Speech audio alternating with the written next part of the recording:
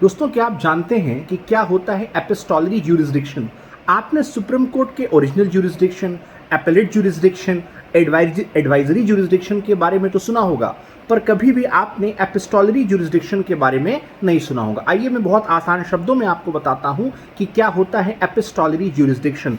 अगर जब भी सुप्रीम कोर्ट को कोई भी लेटर प्राप्त होता है, कोई भी एप्लीकेशन प्राप्त होती है किसी भी मामले को लेकर के, और सुप्रीम कोर्ट उसी लेटर या उसी एप्लीकेशन को अगर पीआईएल में कन्वर्ट कर देता है, और ये जो सुप्रीम कोर्ट की क्षमता है कि उसे जो भी खत प्राप्त हुआ हो या जो भी आवेदन प्राप्त हुआ हो और उसे वह जनहित याचिका में परिवर्तित कर दे, उसे पीआईएल में कन्वर्ट कर दे, तो इसी को कहा जाता है सुप्रीम कोर्ट का एपिस्टोलरी ज्यूरिसडिक्शन। और ध्यान रखिएगा कि ये जो सुप्रीम कोर्ट का एपिस्टोलरी ज्यूरिसडिक्शन है, इसे हम सुप्रीम कोर्ट के रिट ज्यूरिसडिक्शन के संबंध में समझ सकते हैं। तो ये है सुप्रीम कोर्ट में कि ये शक्ति कि वो किसी भी लेटर को, किसी भी एप्लीकेशन को, ज़रूरी नहीं कि वो पूरे पीआईएल के फॉर्मेट में ही दाखिल की गई हो। अगर सुप्रीम कोर्ट को ऐसा कोई लेटर मिला है कि जो कि कम्युनिटी एज अ होल को प्रभावित कर रहा है या मौलिक अधिकार को प्रभावित कर रहा है, तो ऐसे में उसी आवेदन को या उसी चिट्ठी को सर्वोच्च न्यायालय पीआईएल के रूप में कन्वर्ट कर सकता है। आपने एक केस सुना होगा,